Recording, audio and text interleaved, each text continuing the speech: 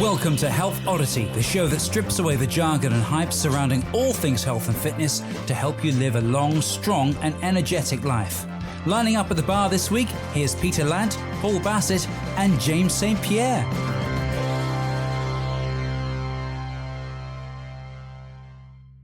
Hello and welcome to the Health Oddity podcast, episode 38.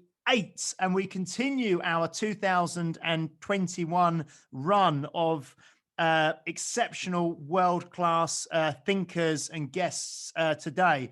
First of all, we will say hello to my usual co-hosts, Mr. Peter Lant. Say hello. Hello, how are we doing? Nobody ever answers that. Have you no one answers, no. Hello. And Mr. Paul Bassett, how are you today, sir? Not bad. Maybe we need a Greek chorus that kind of commentates on what we say and provides some pathos. Okay. And we also are joined today all the way from the United States of America. I'm not entirely sure where he is. He'll tell us in a second.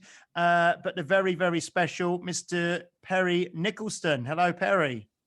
Hey, everybody. Thanks for having me on the show. First of all, thanks for calling me exceptional right out of the gate. I appreciate that. So I'll have to live up to that. And then hopefully I'll say a few smart things. So I'm actually talking to you from the northern part of the United States, just outside New York City in New Jersey.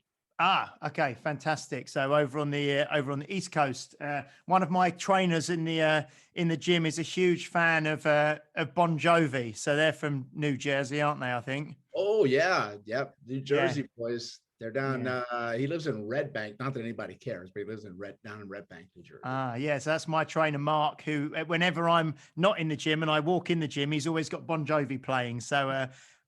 So occasionally I'll turn it off, but yeah, he's he I grew up with Bon Jovi. I had a best mate. He lived at my house basically. Just was obsessed with Bon Jovi. Had his hair done like Bon Jovi. He did everything. So I kind of have slight trauma. I like it. What's that? Did he have a chest wig as well? No, well, he had the 90s haircut. He didn't go with the 80s haircut. You know, the kind of smoother version of Bon Jovi. Okay. Well, what I will do, guys, quickly, I just want to tell you about how I know, or just quickly sort of tee up Perry, and then I'm going to pass on to him, and he will tell you, in depth about himself and where he's from and what he's doing. And one thing that I've known Perry probably for about, well, it's definitely, I'd say 7 years, maybe 8 years, something like that. I've seen Perry talk at a number of summits and events and been to some of his lectures and things like that. And about 5 years ago, I hosted Perry at Unique Results for his Primal Movement Chains workshop over the course of a weekend. And Perry is the founder, the inventor, or the kind of creator of Stop Chasing Pain. And I am wearing one of his hoodies at the moment, which I won at an event where I had to answer a question about 1970s bodybuilding, I think, and I got it right. And managed to win a hoodie, which was good. And one thing that you will hear as we talk to Perry is I asked before we started recording, how should I introduce you? What do you call yourself?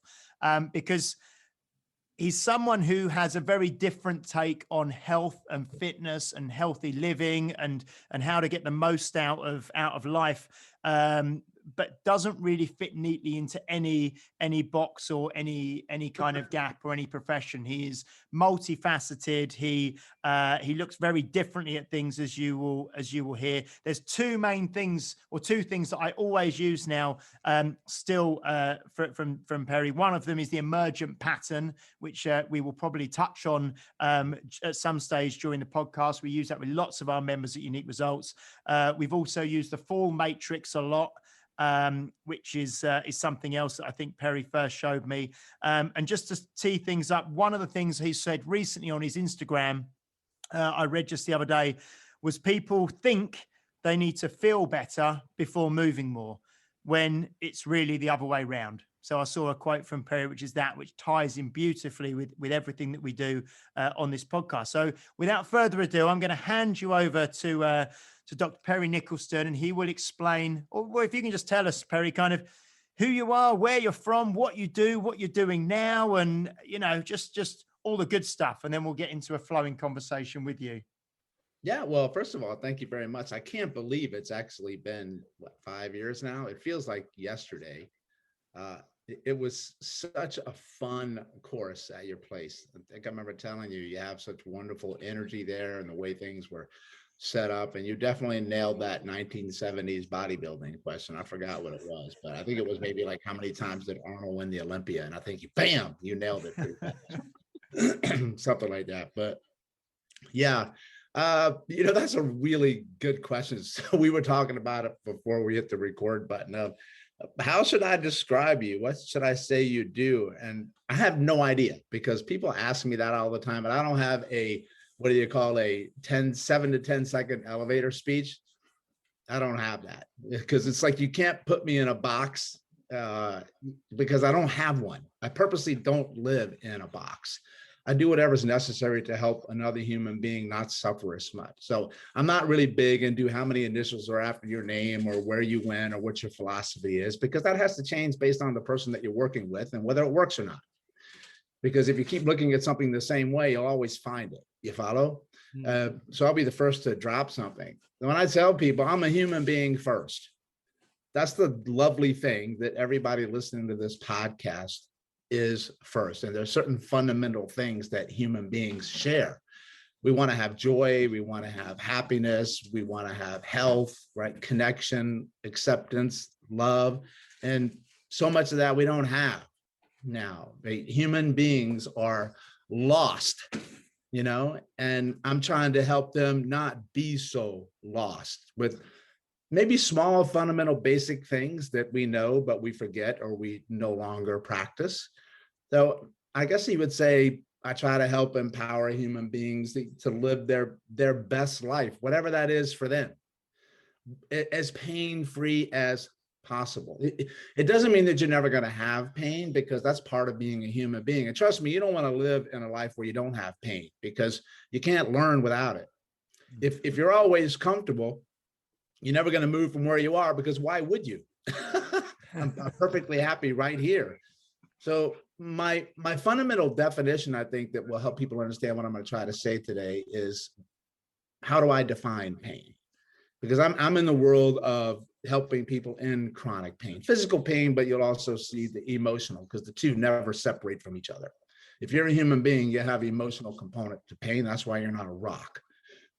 And so it's this, because you can go down a rabbit hole of pain that you wouldn't believe.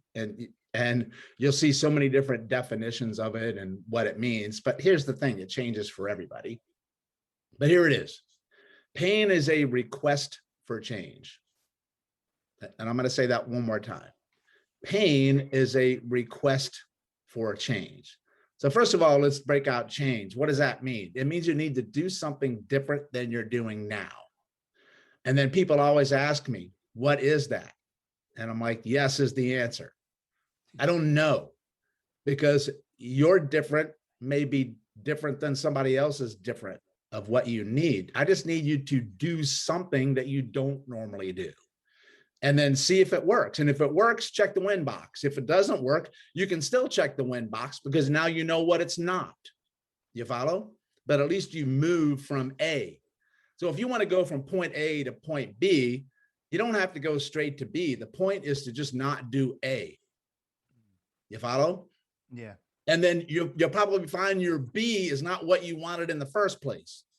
Maybe you'll end up going to Z, right? And then the word request is really important, because when people have pain, they feel like they're being punished, and they feel resentful, and they start to resent their body or hate their body or be shameful of their body. But it's simply the body requesting that you change something different. That's why it happens slowly over time, right? I mean, very rarely will you feel pain so let's break it down a little bit. You've got like an acute trauma where you fall on your knee. I mean, it's pretty straightforward of why that knee hurts, right? And it's A equals B most of the time. But chronic pain happens different mostly, right? Is that it creeps up slowly over time, right? And then one day you go for a run and you're like, why did my knee decide to hurt me today and not the other 365 days of the year where it didn't hurt? What's up with that? But there was probably signals all along. I've got a little stiffness in my ankle, got tightness in my calf, got to stretch my quad all the time, a little slower in the morning, got to take an ibuprofen a little bit more. Those are small little requests that are like taps on the shoulder for your body saying, you're going to have to change something up here because I'm trying to give you some hints. And if you ignore me, I'm going to come in and I'm going to hurt you quick, fast, and in a hurry one day when you don't expect it. And that's the run. And so what I'm trying to do is to get people to change something, but also make it simple changes, because one of the things that prevents people from changing is the one, they don't know what to change, but two, they get overwhelmed thinking it has to be a big change. It's the complete opposite. If you do something little, it can actually expand and become ginormous. We call those habits and behaviors. Little done every day is not little anymore. That's your life. That's like a habit. Okay. So that's even if I can just change your perspective of pain like that, that automatically empowers you to have less of it. So would you say that you've acquired a skill set to answer the multitude of questions that you're presented with? And that's why when you say you're trying to struggle to define yourself a little bit, you're not defining yourself necessarily by discipline. You're defining yourself by the humans, the people that approach you, and trying to find an explanation, because you don't always have the answer. So it's led you down different routes. Yeah, that's a great question. My answer changes depending on the person that I'm speaking with, because there's never a cookie cutter, if this, then that. It doesn't exist. If you're looking for it, you're in the wrong business. Right? Because it's context driven based on the human being in front of you. Even with the diagnosis, like I can have two people presenting to me with the same diagnosis. Let's say arthritis in your right hip. Well, doesn't mean you got the arthritis the same way. And it doesn't mean the same movements or exercises are going to be good for both of you. One may make you feel great and it may make the other person feel horrific. Now, what do? You need to deal with the human being that's in front of you. So, you know, when people come in to see me, so my degree, if you will, that's hanging on my wall that gives me permission to do therapies to you is in chiropractic.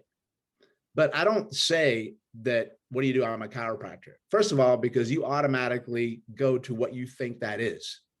And it's probably completely wrong compared to what I do. Or you go by your last experience with one, if it was great or horrific, or you had a loved one that had a great one or a horrific one. So automatically, before you know anything about me, I'm either great or I'm awful, right?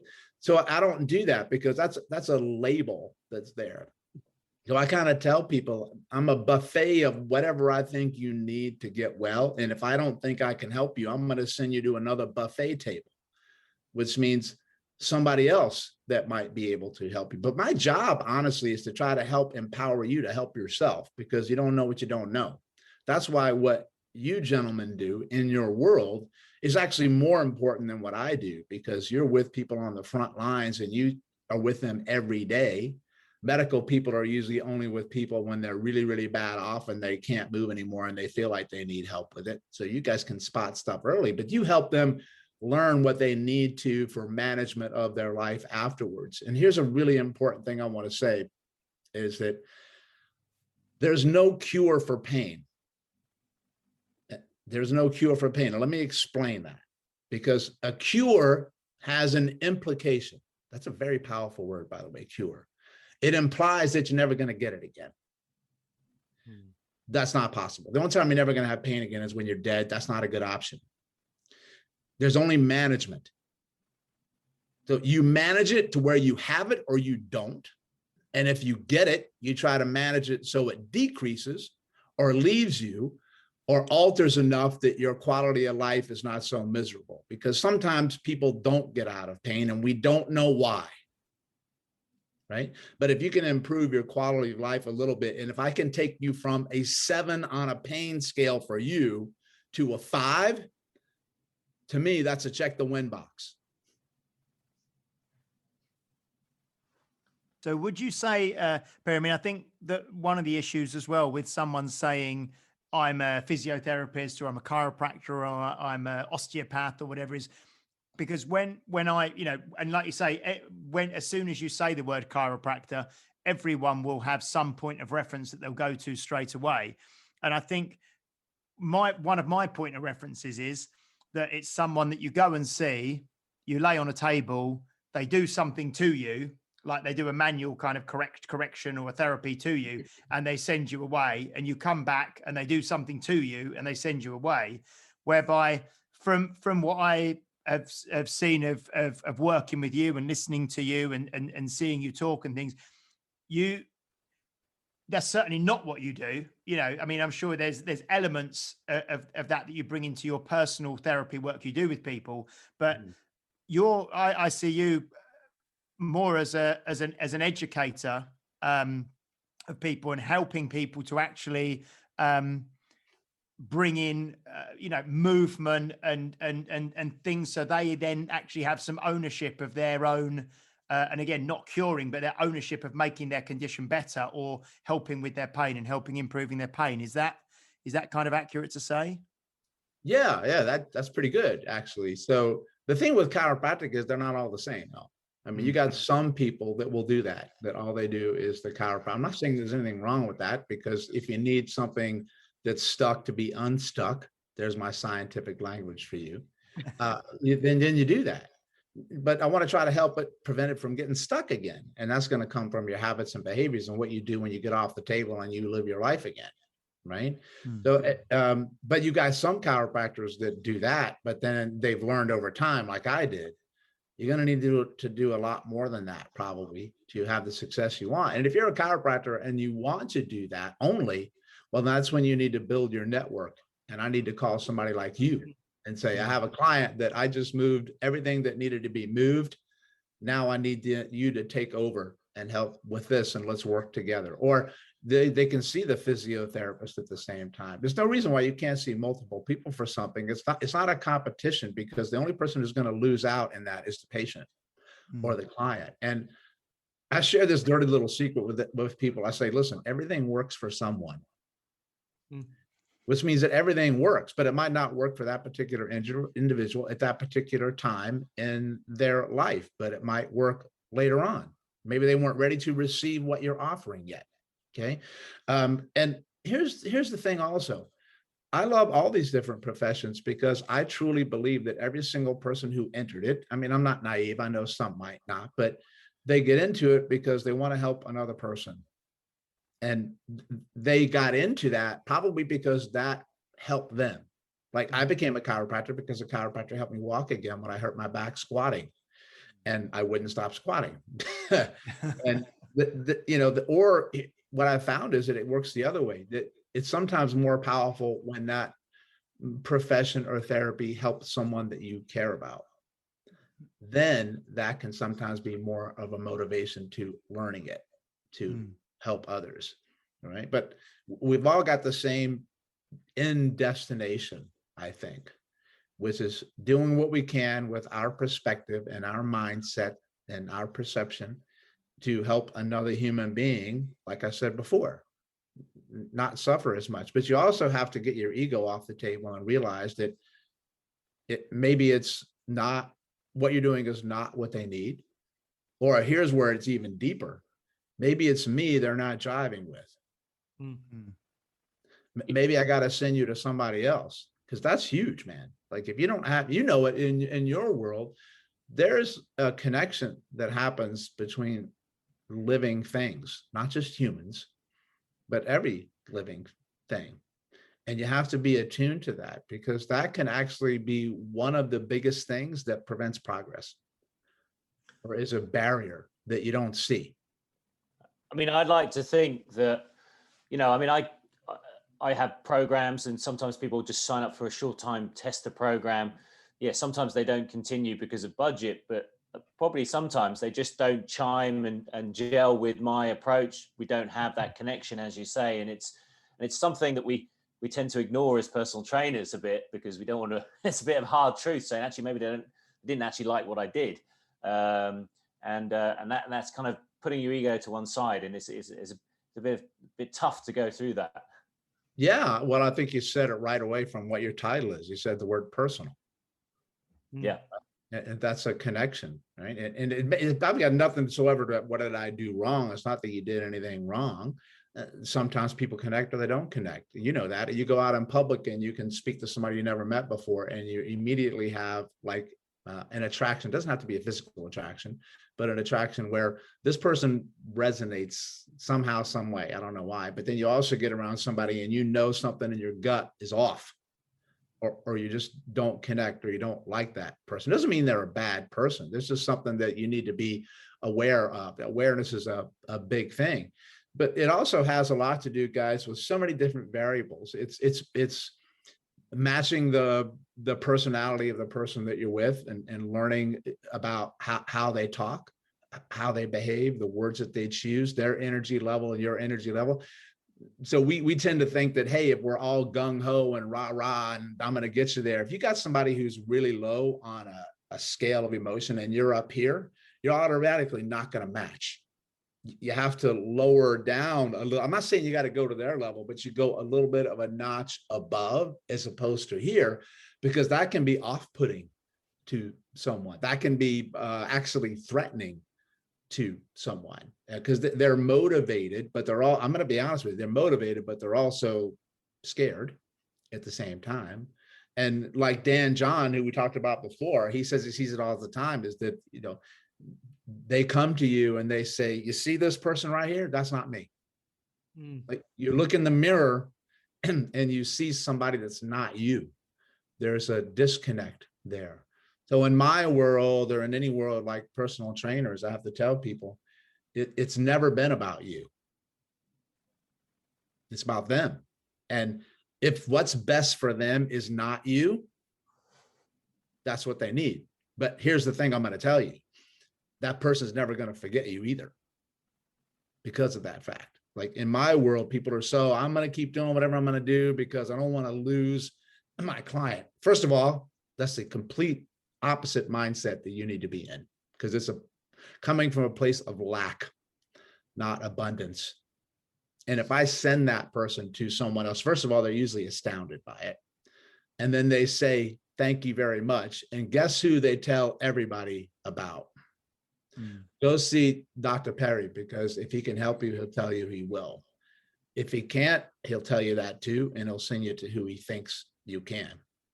That's an energy transfer you can't describe. It's a quantum physics field right there. Like I'm getting into like a deep philosophical fortune cookie moment here, but you understand what I'm saying? That's big. That's big.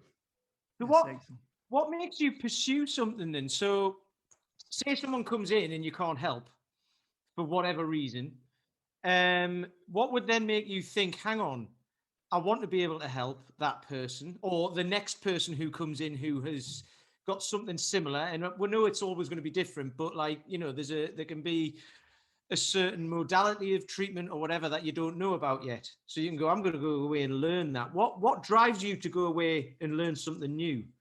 Because you've learned, you've talked about the lymphatic system, the primal movement patterns and all of that sort of stuff. So what makes you decide, right, this is what I'm going to go away and learn next? I can't remember what the pads are called that you use. Oh yeah, I use different. I do like energetic type medicine and too. Yeah, I mean, it's my incessant need or desire. I don't know if it's a need, but it's a desire to understand why. Like, okay, well, why does the body do what it does in the moment that it's in? What's the reason? It's got to be a reason. It doesn't do anything by accident. It's not stupid, right? It's just that we're stupid because we don't step back and look at it like the body. I'm trying to force my perspective on the body, and the body's, if I do something to you that your body needs and wants, you're going to get better. If I don't, then you won't get better. I mean, it's just that simple. So what I got to do is not keep hammering the square peg in the round hole. I got to step back and find out well, maybe my approach is off, the way I'm looking at something, right? So here's how I came to this. You don't come to see me first when you have pain. I'm the guy that you see last when everybody tried everything that's supposed to work and doesn't or no longer works, because I've designed it that way, right? Because very often therapies that you do help. Like if my knee hurts and I treat my knee and it gets better, well, that's awesome, great. But if it doesn't, maybe it's not the knee's fault. Maybe it's yours. Maybe you got to look somewhere else. And in the beginning for me, it was like, you mean I can look at the ankle and the hip and maybe that affects the knee? That's a big thing that a lot of people have no idea about, even in medicine. They keep cranking on your damn knee. And I'm like, trust me, your knee's never going to get better if your ankle doesn't move and your hip's not stable. Good luck with that, right? And then how many humans have ankles that are locked up and hips are not stable? 99.9% of them, right? So you need to look at that first. That's a basic and a fundamental that we go that. And so I'm going to examine you. And here's the beautiful thing about my work is that I already know you've had a lot of stuff done. And I'm probably not going to do it, because if it's what you needed, you wouldn't be standing in front of me asking me to help you, because you'd already be better. But here's the lesson I've also learned. Just because you've been to all those places doesn't mean that everybody checked your basics and fundamentals either. So I used to assume that people would look at your ankle and your hip. Now I don't do it anymore, because that's a mistake, because not everybody knows the basics and the fundamentals. And how do you know what they are? That changes based on how you look at the body. That's why I look at the body in any damn way I need to, right? I'm looking at the human being. So I tell people straight up when I see them, listen, I'm going to need to see you between 1 and 4 visits, right? Because I'm going to examine you, talk to you, assess you, and I'm going to do what I think your body is telling me that it needs. And then we're going to see what your reaction is. You're either going to feel better. Awesome. How about we do that again? You're either going to feel worse. Awesome. How about we do that again? Let me explain why I mean that, because it's changing something. And just because you get worse doesn't mean you're going to get better. And very often you're going to get worse before you get better. That's the way healing happens. It doesn't happen in a straight line up. It dips and swirls and goes opposite directions on all over the map, like a kid just drew on a page. That's good too. And I have to tell them that, because I need to reassure them that if they do get worse, they don't get nervous, they don't freak out and then think that, oh my God, all right? Because the longer you're in pain, the more you resist change. And then the worst thing that can happen is, and one that I absolutely don't want to see, is that you tell me nothing happened. That's the worst. Nothing happened. I'm looking for better or I'm looking for worse, because I can swing the pendulum when I move it that way. And then I say, okay, well, after that, I'm going to change what I do on visit number 2. It's either going to be the same, slightly different, or totally different. And if I can't make a change with you within 4 visits, to where, not that you're completely better, but there's a change and we're heading in the right direction and we can see it objectively with some of the tests, and you can feel it subjectively, because they always go together. If I don't make any, if you come to me after visit 4 and you say, I'm really not making any kind of changes, there will not be a 5th visit, because I've done everything that I can in my wheelhouse on my approach, because it's going to be one visit. The first visit is going to be nowhere near like the 4th one if I can't make a change within that 4th session. So that's when I'll tell people, that's when I'm going to send you to somebody else to take a deeper look. And I'm like, one of the things I notice is that, particularly when our clients have got injuries, and you say, so you've seen someone, they're really great, have you done what they asked? And they go, no. So in situations like that, where you give yourself that time frame, you must be expecting quite a lot of your client to actually do what you ask them to do, and say, hey, look, you're here for a reason, you're spending your money, you want to get better. By session 2, I expect you have done this, this, and this. Yeah, that's a great point. And that's really, really important, because maybe it's not you, the trainer or the professional. I'm like, maybe the person is not doing what they're saying that they're doing. They're not carrying their load, or maybe they just don't know what they're supposed to do. Or this is even more, they don't know what they're not supposed to do. Yeah. Because you don't know what you don't know, right? So then I stop back and then I'll ask at that point, because talk to them and say, well, what are you doing with this? And then they'll tell me. And then I can read body language pretty well, whether you're telling me the truth or not. Or then I'll just say, really? You know, and then it'll usually crack. And then it's more along the lines of, it's not what you start doing that helps you the most, in my opinion, it's what you stop doing. That's the difference between the two. Yeah. Because you can add something, but if you don't, even Dan John says systems are all about what? Subtraction, not addition. Subtraction is addition that way, right? So that's really, really important when we get into it is, do you have a game plan? Here's another one. I forgot how it was. It was a Nobel laureate. I quote him all the time and I can't remember his name, but he said, if you want somebody to do something, make it simple. And if a Nobel laureate says that, that means you should listen and write it down. And very often you'll give people things to do, but it's too many things to do and they're overloaded and they won't do it because they're like, I got nowhere to, I can't do this right now. Or where am I going to fit this into my life? Or you give them too many things and their nervous system shuts down and they don't make progress because you gave them too many things to do and too many complicated things to do. And they feel like they can't do anything if you're not standing over them, watching every single move. That's very disempowering, first of all, because they feel like they're going to move wrong. I hate that phrase. There is no wrong movement to me. There's just movement that's different. Because in one context, wrong is exactly what you need to get through where you are. It's never neutral in the real world. If you go into the real world in a neutral, perfect position, you're going to lose and you're probably going to get hurt and you ain't going to last long because you're less adaptable that way. The most successful systems in nature are the most adaptable. That means they can swing the pendulum wherever you go. And they're like, what do you got next? That's called resilience. That's why I love the stuff that you guys post up about your the different tools that you have and your Thor hammers and your cool things, because first of all, that's just fun. And second of all, you're learning to control things that people don't normally control, which is going to feed forward to them. So I don't want to get too far off tangent, but to answer your question is, you need to make sure you don't give them too many things. Don't make them too complicated because you'll immobilize them. Because a lot of people, when they come in to see you, they don't have enough belief in themselves and their capabilities to move or to heal or to get better or to change.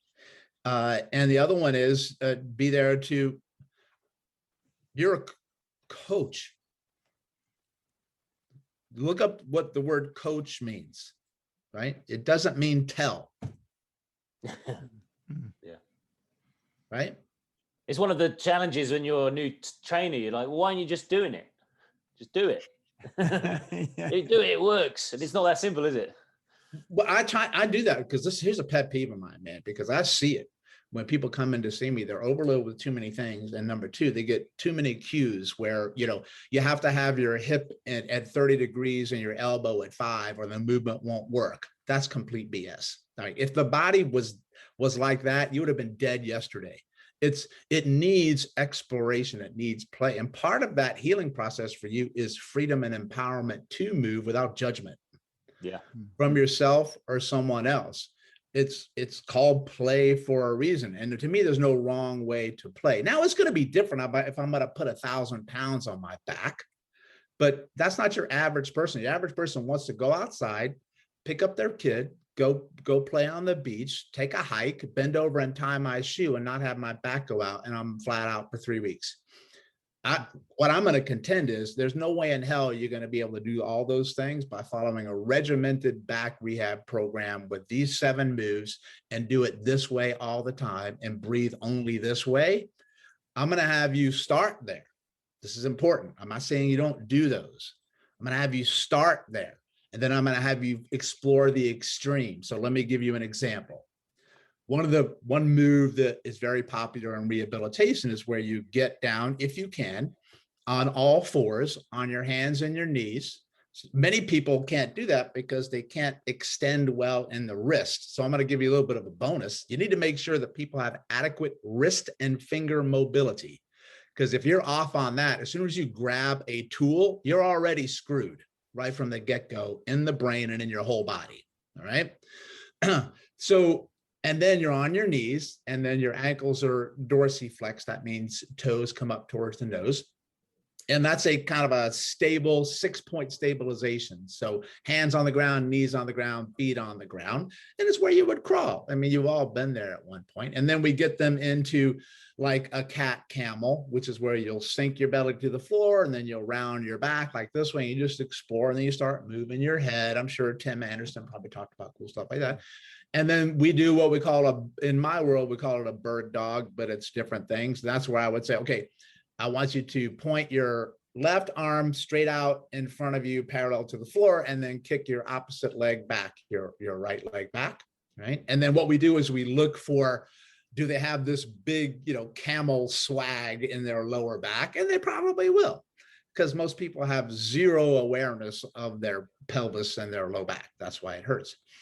And then I'm like, okay, so that's where they want to go. That's where they are. So I meet them where they are, and I take them to places they don't know about. And in our world, we really hammer on what we call neutral pelvis, where your pelvis like kind of hangs in the middle and doesn't sag too low, which means like a sway back when you're standing up. You have this big, huge sway in your lower back, or which is even more common is when you stand up, you have a flat back. So you're flat back, flat butt, no glutes, and you're in a thrusted position forward.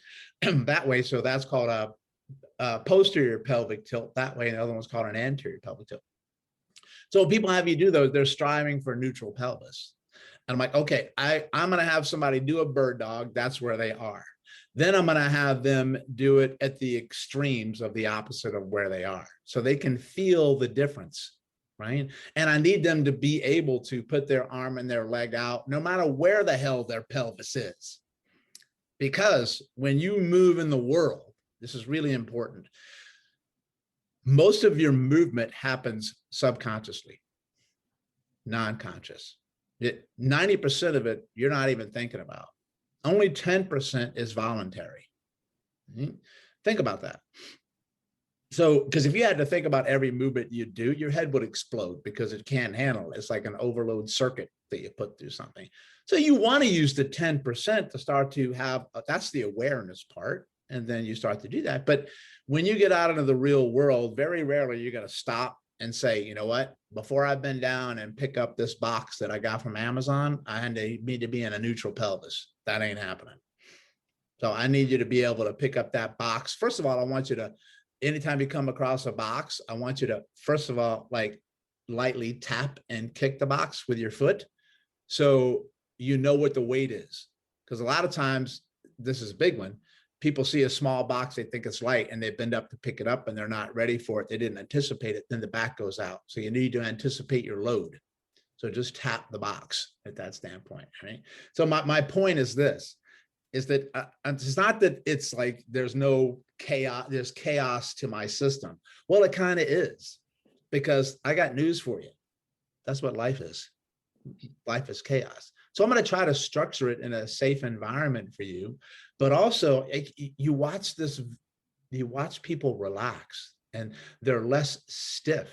And I forgot what, I think I watched a DVD recently that was from like 7 years ago with Dan John, who's been on your show. I've mentioned a couple of times, being really influential for me. And he said this to me, and it really hit home. He said, listen, guys, your clients don't want to look stupid. Right? Because that's self-awareness. And when you look stupid, you get tight, you get tense, you fall back into a threat. And that's huge, because I can't throw you into some movements where you feel stupid and you can't do it. Or I'm going to put you out on the gym floor and I'm going to stand you on a Bosu ball and I'm going to throw other things at your head and your face fast and say, balance. Because first of all, I'm going to scare the ever-living hell out of your nervous system. But first of all, you're going to look around and say, people are going to be laughing at me. And what I'm going to tell you, and I'm going to stand by until I'm dead, is that you did zero service for that person's nervous system. That way. So I'm not saying you can't do those, but you need to work up to those more complex movements, Because in my opinion, if you can't stand on one leg for 20 seconds with your eyes closed, your ass ain't getting on a Bosu ball for a long time, because it's too much. It's way, even though it looks great and it helps improve your balance, it may be for the right person at the right time in the right context, but not for the person who can't stand on one leg. I think I'm gonna have to come up with a new lesson plan tonight. I like to give people, like, we call it just little wins at the end of every, especially when they're starting out, at the end of every session. You kind of start to gauge where they're at, and then you're like, right, what moves do you find difficult? What do you find easy? What can you do? What can't you do? And then you make them, without making them feel stupid, be able to do something that they couldn't necessarily do at the beginning by the end of the half hour, however long it takes, or a couple of days or whatever. And then you're like, how does that feel? And they're like, that feels really good. Right, chalk that up as a win, and we'll move from there. That's progress in one session, you know. And it doesn't mean they're going to be back squatting 100 kilos or anything, but it's like, no, that's progress, you know. I really like that. Yeah. What did you say in the beginning? That did you say I like to give them little wings? Little wins. Wins, right? But yeah. Little wings works as well. It's almost. I was thinking that, dude. I mean, it's both. It's, you give them a little win, but win box. But if you can give them those wings, right? It's just like comparing it to the bird. You know, they don't know they can fly yet. Yeah. And that you have to give them that ability so you can let them go, and they can fly on their own. Right. So those wins and wings are huge, because right then and there, it's also about empowerment for people. So you have them, people will automatically gravitate doing things that they feel they do well, or they naturally do well, that they're good at. So you can, like, people who do yoga usually are really good at doing yoga, you know, and then that's the person who now needs to get into deadlifting and heavy carries. So I need you to go to the opposite end. Then if I get somebody who can pull massive weight off the floor and carry heavy loads for long distances, then I'm going to get them into yoga. Because so now I'm going to have that pendulum swing. And taking it back to bodybuilding, Arnold Schwarzenegger was the most influential person for me in many, many different ways, especially into bodybuilding. And there's a reason he's iconic, and in my opinion, the best that ever lived. Because he innately knew stuff that we do now and he did then. First of all, you'd see him train and squat with no shoes on, right? And he'd have shorts on, so he could see his legs and realize, dude, I better be doing calves today and not so many biceps, because not where it needs to be. And you go in any gym today, nobody shows their legs. They don't have any. And that's one of the reasons that they're weak overall, right? And in Eastern medicine, they'll say strong legs and calves. That's the key to longevity and health and circulation and chi and blood flow. And we don't have it.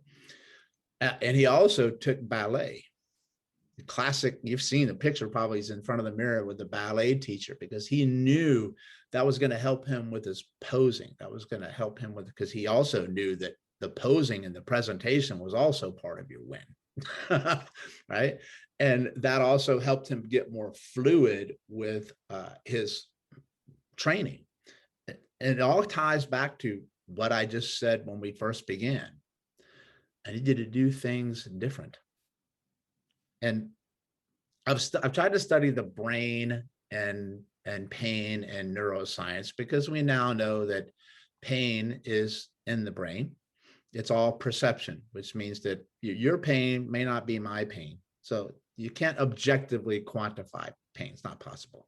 It's just a subjective scale based on your life history and your perception of the world. That's why one person can have a paper cut and they're like, no big deal. Another person can have a paper cut and they're crying in the corner. Like it's not the paper cut, right? But the pain is all about that perception and what you're taking in from the world. And in relationship to pain and movement, it's really important, because people use this word right and wrong a lot, which I don't like. Okay, that's the right way to move. That's the wrong way to move. You really have to watch your language when you, first of all, when you speak to yourself. but when you speak to another person, because words carry meaning and words carry emotion, and they'll make you or they'll break you. Plus the way you say a word, your intonation, your prosody makes a difference, right? So I'm studying neuroscience. I came across a phrase by my good friend Bo Lotto. He said, the brain doesn't think in terms of right and wrong. That's cultural, that's societal. Right? The brain only thinks about utility, which is another way to say useful. It's either useful or it's not useful. If it's useful, it'll do it, whether it appears useful to you or not. So my useful may not be your useful, because we were raised in a different place, different generation, right? Or the body is doing useful things, but you don't understand why it's doing it because you're in pain. But pain is also useful, because pain is telling you to stop doing something because it could be way worse than it is, right? So the context is you have to step back, and then this is what I ask myself: why is the body cranking on that knee? Why does it feel it's useful? And you're like, that's not useful, it hurts. Wrong. Like, it's always useful. Even a bad habit like an addiction is useful in some way, shape, or form. To you it is, whether it seems nuts or not. Otherwise you wouldn't be doing it. Now I know there's a chemical dependency, you follow? So it's a mixture of both. That's why you can't just take people off the chemical and then they're good. It's always both worlds that you have. So I have to always ask, why is the body choosing to do what it's doing, and why does it feel it's useful? Because I have another phrase that I use all the time, and it's really freeing. The human body is under no obligation to make sense to you. Now, if you're in medicine or science, that drives you bananas, because you want to know everything. And I'm like, well, I got news for you, Sparky. You probably don't know squat compared to what the body is capable of. What we think we know is usually wrong. Like Gray Cook says it all the time. If you know Gray Cook, he says, what I'm going to teach you today is what we think is right. It may be proven completely wrong tomorrow, but we have to go with where we are at the moment. And it usually is wrong, right? But you got to start somewhere, right? So I tell people that when they say, Doc, why does this work? You're like, I got no idea why it works. I mean, maybe it works because here's an idea. Maybe it works because you think it works. Mm. And then I remember a quote by a running coach who came up with a system called POSE, Dr. Nicholas Romanov, and he said, nature will not adapt to your level of skill. Right. Yeah. Right. That's true. Exactly. Right. I love that. You got to level up, right? It's just we don't know why the body does what it does, but I do know one thing. It's always doing it to try to help you survive and protect you as best it can with what it's got in the moment it's in to work with.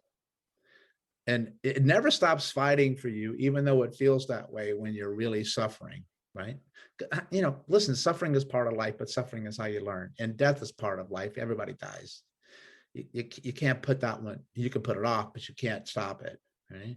And so, but it's hard to look at it that way when you're in the midst of suffering. And and that's one of the reasons why I do what I do now. And I've changed the way I look at things, because I was really sick and I was on a point where I felt like I wanted to die and thought about dying, right? And giving up. But I knew I had to flip this switch, and otherwise I was just going to keep going down into the quicksand. So when I tell people that, I say, listen, I know your back has been hurting you for 5 years, and it's probably at this stage, who knows if it's even biomechanical. Most of the time it's not. But there's a reason that it's happening. We just have to keep digging and finding what's the reason why, right? And then that's also can be very empowering, that you can have that, you can make a change in there. So I tell people with the back, I'm like, well, okay, well, you've been cranking on the back for a year and you've had back surgeries and you do ice and heat, you do all these corrective exercises. I'm like, maybe it ain't your back. Like, first of all, I usually tell people, I use the word pendulum a lot. I want you to do the exact opposite of what you're doing now. So when they say, if it hurts in my back and I treat the back, I'm like, now what I want you to do is flip you over and I want you to do everything to the front. And they say, but it doesn't hurt there. I'm like, congratulations. Now you're catching on. That's what stop chasing pain means. It doesn't mean don't treat pain. It means don't chase it, right? Because you want to go with where it hurts because it hurts. And people expect, I go to where it hurts more so for your sake, because you expect me to treat where it hurts. But I know in my world, that's probably not it. But you're not ready to hear that yet. You haven't gotten to the Obi-Wan Kenobi moment yet. You're just, you haven't crossed over to be a Sith Lord yet. You don't see it. That's so interesting, Perry, because I was going to ask you, actually, there was two questions that have come up while you've been talking. The first one was the stop chasing pain. The thinking, the thinking and the thought process behind that, and where that came from. And the first one, and the other one was kind of, you are such a unique character and a unique way of looking at things. And I wanted to know a little bit maybe about your background, and you've mentioned, injury and pain and that sort of thing, but how you used to train when you were younger, and what kind of led you to, go on this sort of lifelong journey that you seem to be on, so I wouldn't imagine you were maybe as you are now in your 20s. I mean, I may be wrong, but it seems like you may have, kind of evolved and gone on a journey yourself. So I just wondered if you could maybe tell us about that a little bit. Yeah, well, I mean, you kind of gather wisdom. It doesn't necessarily happen with age unless you learn from some of your things. I did a lot of stupid things, man, and a lot of mistakes, but I also began to learn from my mistakes and realize that that's the only way that I'm ever going to get better. But step back and not beat myself up because I made a mistake, but really look at the lessons that it's trying to show me that you don't always see because you're so ashamed of making a mistake. But I'll get back to that. But I'll talk about where the Stop Chasing Pain name came from, and I really like sharing this story because when I first started out in chiropractic, I did what you just initially mentioned, where I would do chiropractic treatments to people, and then they would get off the table, and then I would see them 2 more times that week, and then people would get better, but it wouldn't stay better. And I unfortunately worked in some practices that didn't have a lot of integrity, and everybody got the same treatment program, for everything. And I'm like, this is inherently not what I want to do. And I actually wanted to build the kind of practice where you didn't feel like you had to come back, you wanted to come back. And I said, there's got to be more to it than that. And I started to branch out, and that's when I began to work with movement and working with more soft tissue, less joint stuff.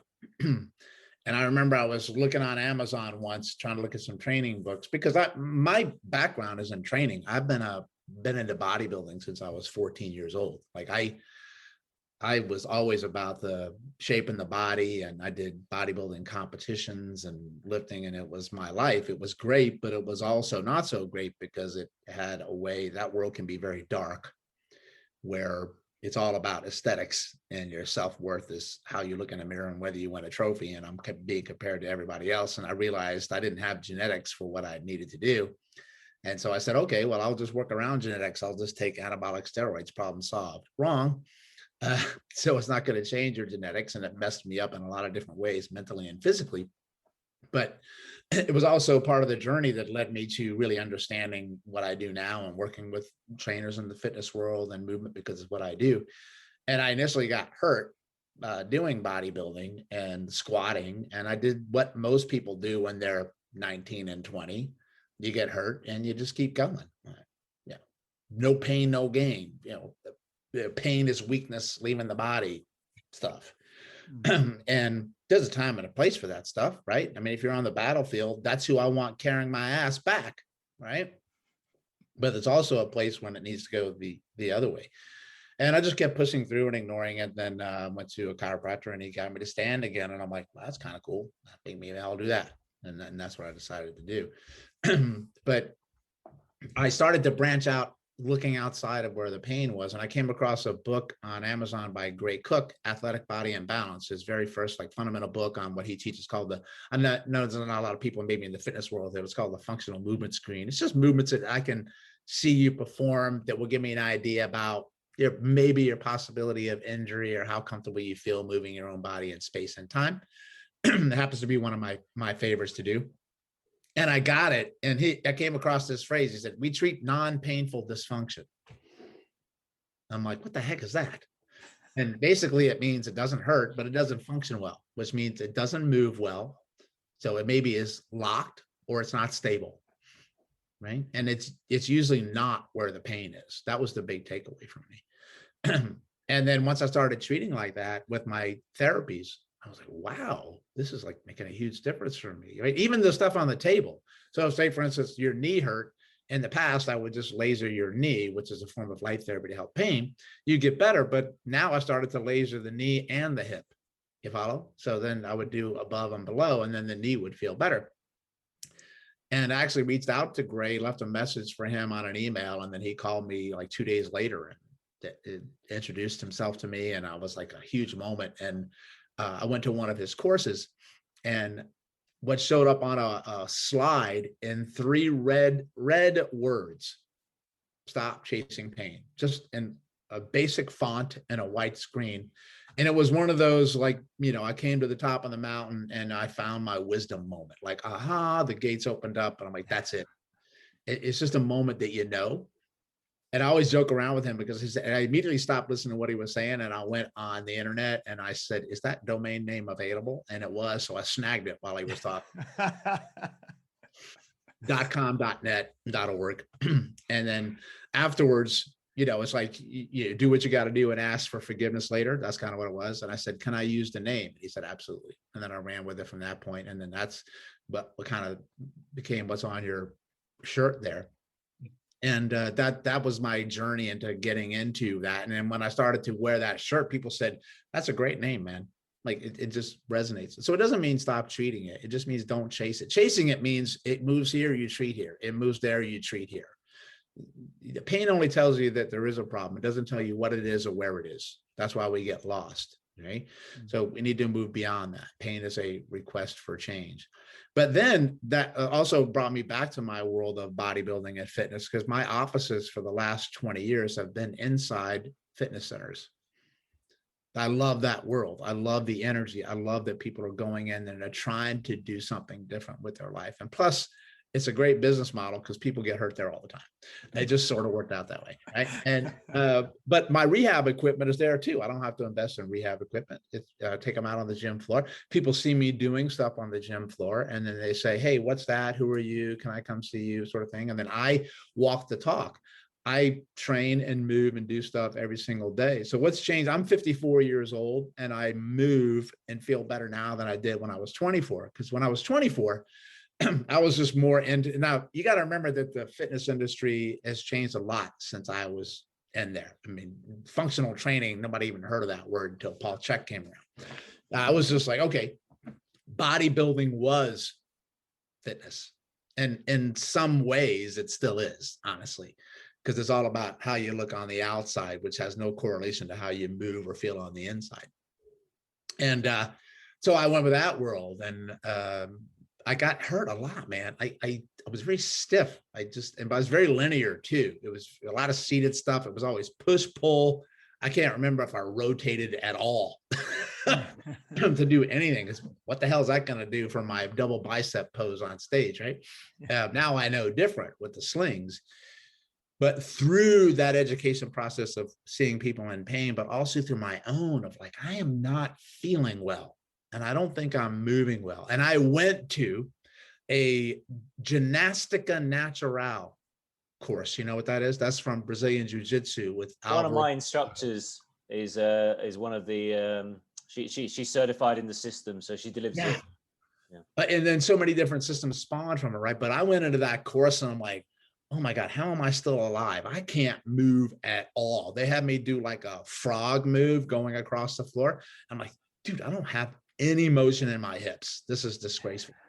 And after 45 minutes, I felt like I went through a Murph workout on CrossFit. I was dead on the floor, man.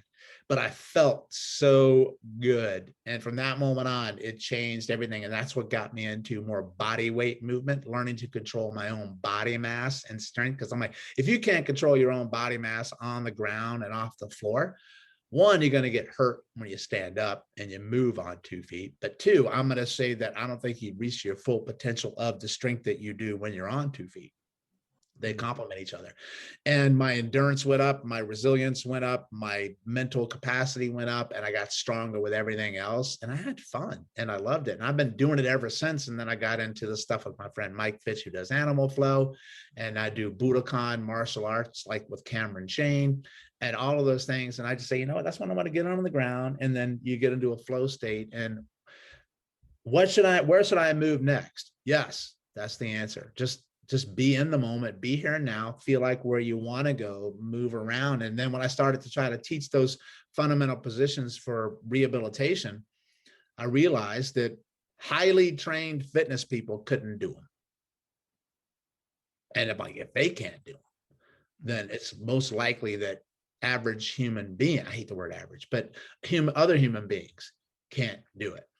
And maybe if I get them to do a basic and a fundamental down on the ground and bring them back towards fundamental patterns, because it can help everything else, right? And that's why I do primal movement or ground-based patterns. And like, listen, to me, when you stand up and you carry heavy things, like Dan John says, that's probably the quickest way you're going to transform your life, is to pick up something heavy and carry it from point A to point B, because you don't do it now. And then another one is, I want you to get on the ground and roll. And you're like, which way? Yes. Sideways, back and forth, diagonals. To me, that's a loaded carry on the ground. It's going to change your life.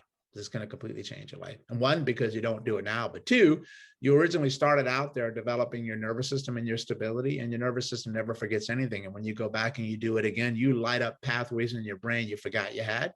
And then all of a sudden, when you stand up and you're like, Doc, that's the craziest thing in the world. But when I'm doing the rolling patterns, I feel like I run faster and I have less pain. Does that make sense?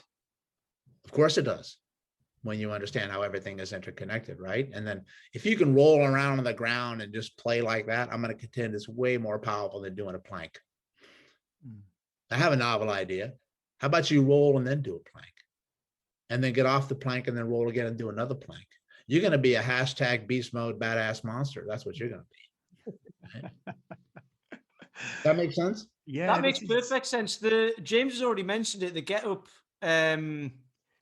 Back Up series, where, you know, for people listening, it's you just get on the floor on your back and then get back up, get on your front, get back up, get on each side, get back up. It's, you know, that's it. And then you add like a mobility blockage, don't you? I use that on people all the time, just like warm-ups and stuff like that, getting to do it, you know, at home. And they're just like, oh man, like you can feel your abs, you can feel your obliques, you can feel everything. And they're like, how does that happen? It's like, because, you know, you're finding different ways to get up off the floor.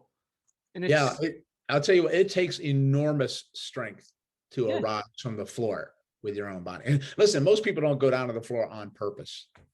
You're usually only down there when you fall, which when Dan John, I'm going to say it again, he'll tell you that, you know, falls decrease the lifespan of the elderly people. You usually die within 5 years after a fall. But humans don't fall well. I see people fall, even kids, and they get hurt, right?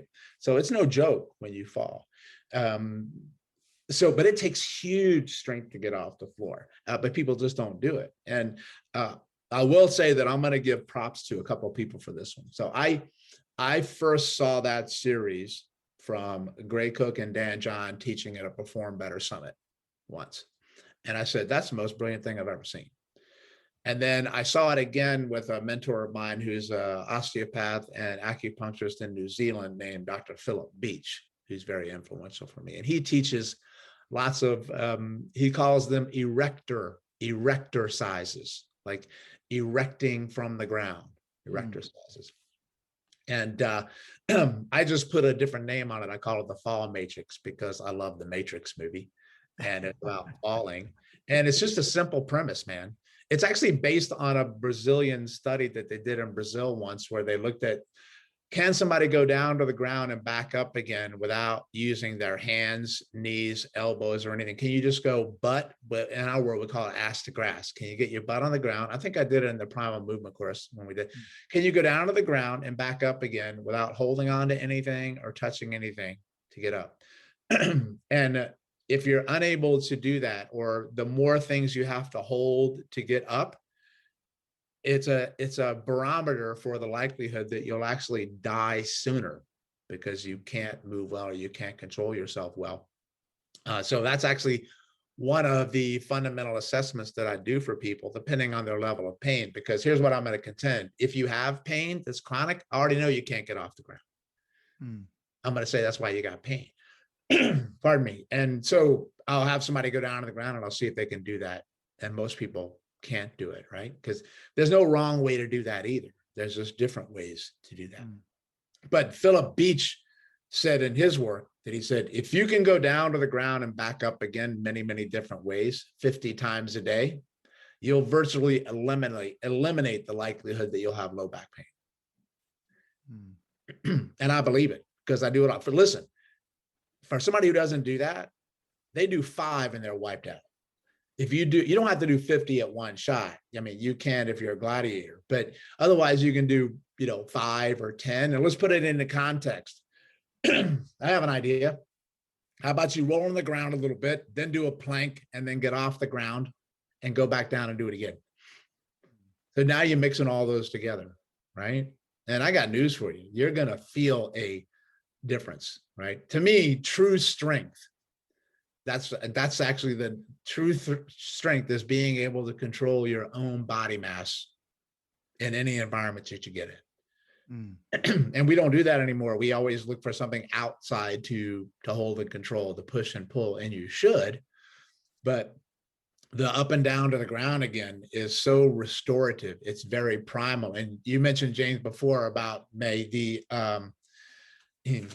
emergent pattern, right? So the emergent pattern, this is a crazy universe thing, man. I just posted that up on my Instagram channel last night before I went to sleep. The emergent pattern. And it's just basically, going from a tall position, kneeling position on your knees, to one leg forward over and over and over again. And that's not easy, man. And I have people that that's hard to do. I'm like, I know it is. That means you need to do it, right? But if you do that and then stand up like that, those erect exercises are designed to give you that fundamental motion that you need to use the opposite arm and leg.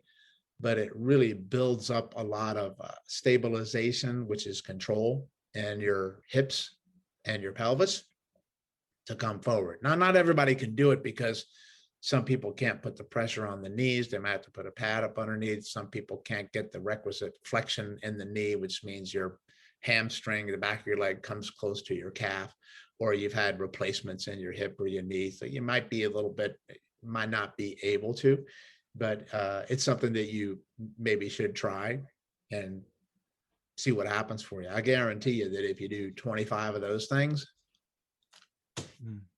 you'll have a come to Jesus moment with yourself if you do that.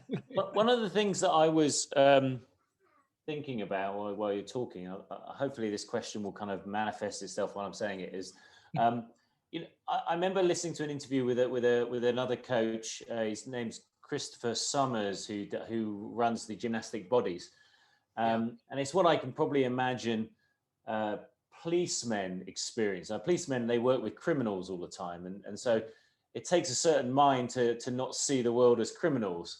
And he worked with young gymnasts who had freakishly crazy, abilities, because of, they've been trained from the ages of 6 to become these Olympic athletes or at least national contenders. So for you, you're seeing people in a variety of different injury patterns and pain patterns. How do you step back from that and really evaluate what people can do? And I mean, what is your perspective on the human body, having spent many, many years dealing with pain, which could quite easily color your idea of what people experience?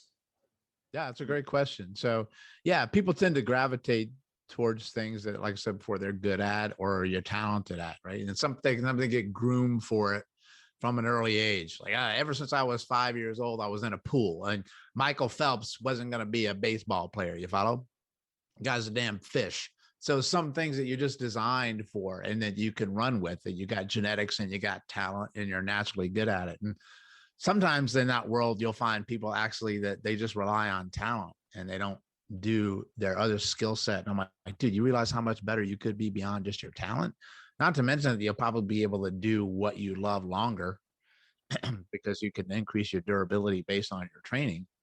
But that being said, there's so much that goes into what I would do with a client where I can have an exercise that I think may be good for them to do, but I don't think they're ready to do it yet because they feel like they can't do it yet, or there's too much fear or anxiety for them to do it. It's a really hard question for me to answer in some ways because it's individual driven and context driven. So that's why people message me all the time on Instagram saying, Doc, I got some pain in my hip. Are there exercises I can do for that? No, I don't know anything about your hip. I can't give that to you. I just don't know. But that's why I always talk, but to get to the answer that I think will suffice for your question, at least in my mind, is I talk about basics and fundamentals for a reason, right? It's kind of like learning to read. You have to know your ABCs before you can put them together with small words like see, spot, run, it, cat. And then you read the cat in the hat, and then you can work up to full sentences, and then you can work your way, if you want to read Shakespeare. Okay? But you can't start somebody off with Shakespeare because maybe they can read Shakespeare, but they look to you and said, I have no freaking idea what I just read. I don't know what it means. Right? And that's the way exercises can be for somebody. So I always go back to fundamentals. Nature's pretty smart. She's not stupid. And nature started moving you on the ground with patterns. Some I've already mentioned, and I know Tim Anderson talks about it. He talks about original strength. Well, what does original mean? It's the OG, right? And so, you didn't pop out of your mom running a sprint. You were on the ground and you started to do patterns that you thought were like, there's no rhyme or reason to those patterns. There's always a rhyme or a reason to it. But I get you into things that are basic, like rolling to your left, rolling to your right, rocking forward, rocking backward, getting on your stomach and just kind of turning your head or moving your head or crawling or moving and things like that in conjunction with some of the other things, right? But here's the thing that is going to tie in something I talked about before. I have to know when to introduce that or where to introduce that, because some people, they're not ready for going down to the floor because it looks stupid. I'm paying you to do this, or they feel uncomfortable being down on the floor. So some of the movements I might have to elevate up and do it on a table, or try to do some of these patterns standing up for them as best I can. And then get them comfortable of tiptoeing in. And people will usually do things, one, if they're simple, or two, if they see it makes a difference. So what I usually do for people is I'm like, okay, you have a problem doing, a pain. Let's say you have a little bit of discomfort raising your right shoulder up over your head, or bending over to touch your toes. So that's an assessment that we go through. And then I'll do an intervention and I'll say, okay, let's get you down on the ground and let's just try to cross your arms in front of you like a mummy, and let's just roll this way and roll that way, and then rock back and forth. And then I'm going to say, okay, let's stand you up and then move your shoulder and bend over again. And then they'll go, that actually feels a lot better. Right. And then you got a little bit of a buy-in on there. But here's the one thing that I have found in my working with people in chronic pain or anything. If they've hit a plateau or they're struggling, 100% of the time, they're missing a basic or a fundamental somewhere in the process. And for me, it's like primal movements down in there. And another one it might be just this. You said people come in to see me and say, I got this whole complex problem, man. I got this back program. This is the best thing you'll ever see, right? It's like 6 weeks long. And then I'm asking somebody before I even do that, I'm like, you drink water? No. I got news for you, man. That back program ain't going to do squat. I need you to drink water. I need to hydrate yourself. That's a basic, that's your A, B, C, D, C spot run song. Then if I get you to drink the water, then I'll move you into the other stuff. So I have to check those basics and funnel. I know it's a long answer, like a huge circle, but it has to be, because there's never one answer with things like this in relationship to it. But I go back to basics and fundamentals, and then usually have people do things. Here's a novel idea. The brain likes it when you do different things because it gets bored quick. And one of the reasons that you feel better when you start any movement program is because you're moving and you're doing something that you don't normally do. It's really not rocket surgery at all. You know, that's Mark Rifkin's line, which made me crack up. But yeah, it's just do things that you don't normally do, and you'll usually get some results. And it's funny because when I post videos up, people just sometimes think too much and they overanalyze things. And they're like, how many reps should I do? How many sets? And I say, yes, just play. And I said with the emergent pattern, I said, do it 25 times. And I purposely put after that, I made that number up because I knew somebody would say, why 25? It's not the number. It's the motion, it's the movement. And that I want you to do 5 one time. I want you to do 2 one time. Right? You just don't think so damn much, because you're going to freeze and immobilize yourself. Effective things don't have to be complicated. And the solution doesn't have to be complicated to work, because who in the hell said that something has to be complicated to get you where you need to be? And you guys probably think I'm in love with Dan John, but I sort of am. And he goes in a podcast once that I had him on, he said, people don't realize how difficult it is to make something simple. Like, if I'm making it look simple to you, that's because I spent a lot of work trying to make it that way for you. But the simple things make the biggest difference. Because once you understand just human behavior, and when somebody's trying to get from, first of all, there's so much information out there. People got no freaking idea what to do with it. They're not lacking information. They're lacking, hold on for this one. This is really important. They're not lacking information. They're lacking meaning. Because the information isn't going to change somebody. It's the meaning of the information that's going to change somebody. And that comes down to the relationship that you're really going to have with somebody. And like, why am I doing it? The meaning of it. Facts are not going to change habits and behaviors. You can think it is all damn day, but it's not. It's the story that somebody tells themselves about the facts that you're telling them that gives you the results that you want on that, right? Just look at politics. A Democrat, at least in the US, because we're exploding from the zombie apocalypse over here. But if you have something that you see, it's a fact that it's happening, but a Democrat and a Republican will give you 2 completely different reactions to it. So it's not the fact. It's the story that you're telling yourself about the fact. It's not the exercise. It's the story you're telling yourself. I can't do that. It always hurts. You just told yourself a story. So where that makes sense? Yeah. Is your job to change the narrative then, if anything? Yeah. I like to say not so much change it, but just show them, make them the awareness that they can change it. Because you can't change something until you become aware of it. So a lot of times when I also, because I love to share information on Instagram, right? And I'll put something up and then people say, well, what do I do about it? The point of my post is not to tell you what to do about it, because I can't tell you what to do about it, because it's going to be different for everyone. And it might not be what you need. The point of my posts are for one reason: awareness, for you to go, holy cow, I never knew that I should look at an ankle that doesn't move to help my knee. How can I move my ankle? Yes, is the answer. I say, I told somebody, said, go to YouTube, type in ankle mobility and pick one, because they're all almost virtually the same, and see if it works.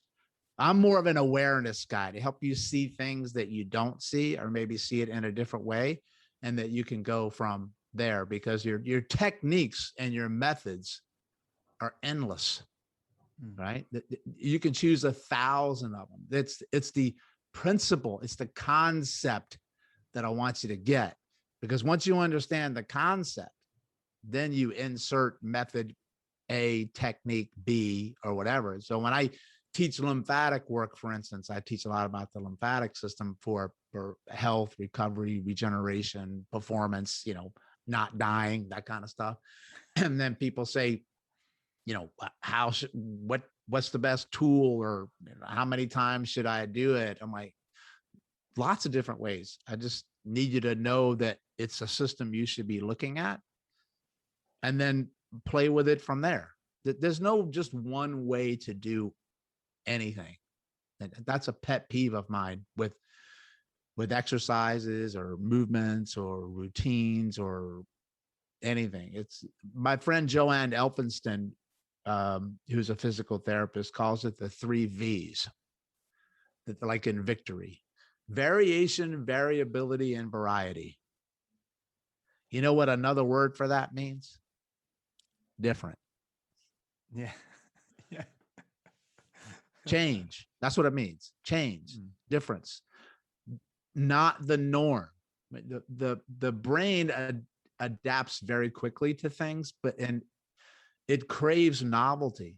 It always looks for the shiny. You guys see it all the time, right? I mean, I've been doing this routine for a week. You got anything different? Like it looks for something shiny that stands out, right? And that's why cool things like that you have with your tools that I see posted up, it's very novel to that. And that makes a difference on instilling a desire to want to do something, a pleasure to do so. I got news for you. If I'm going to be swinging something around and learn to control a mass, I'm going to have way more fun holding Thor's hammer than I am a kettlebell, right? Or whatever, or a dumbbell, for instance. It's a little bit different, but you follow that kind of thing? What I'm saying? Yeah. I think this is fantastic, Perry. I've realised we're probably about an hour and 20 in, so I think we'll kind of start to wrap up now. But it's been absolutely amazing having you with us, and we'd absolutely love to have you back on again, maybe to talk about something like the lymphatic system, or now that people know who you are and have been thoroughly introduced to you. I'm sure people will love to hear more of what you have to say. Let me just go round and just Pete, do you have anything you'd like to say in conclusion, or any other questions you'd like to ask Perry? I've got too much, but there was one thing right at the end there when Perry was saying just yes is the answer to everything, like pretty much everything.